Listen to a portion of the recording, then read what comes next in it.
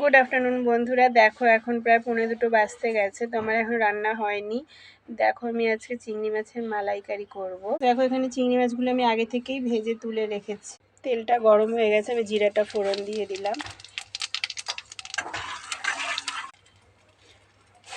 এবার মশলাটা দেবো। মশলাটার মধ্যে আছে জিরা বাটা আর লঙ্কা বাটা দিয়েছি, আর কিছুই দিইনি আমি। এবার নুন দিয়ে দিলাম মশলায়।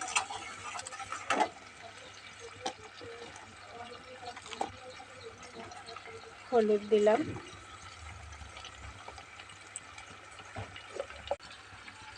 লঙ্কার গুঁড়ো দিয়ে দিলাম, কাশ্মীরি লঙ্কার গুঁড়ো, যাতে কালারটা আসবে এই জন্য। তো মশলাটা আমরা ভালোভাবে কষিয়ে নেবো যতক্ষণ না তেল ছাড়ে। দেখো মশলা থেকে তেল ছেড়ে গেছে। এবার আমরা চিংড়ি মাছগুলো দিয়ে দেবো, একটু নাড়িয়ে নেব।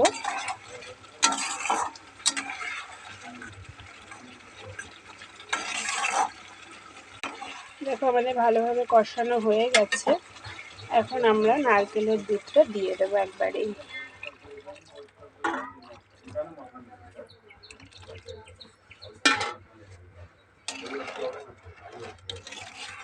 এবার এটা কিন্তু কিছুক্ষণের জন্য আমরা এটা ঢাকা দিয়ে রাখবো।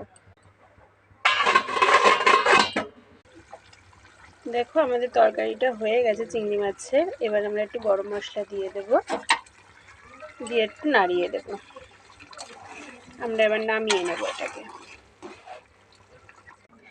দেখো আমাদের চিংড়ি মাছের মালাইকারি একদম পুরো রেডি। তো আমরা নামিয়ে নিয়েছি। তো টাটা বন্ধুরা। তোমাদের যদি ভালো লেগে থাকে এই রেসিপিটা, তাহলে তোমরা লাইক কমেন্ট শেয়ার করে দিও। টাটা।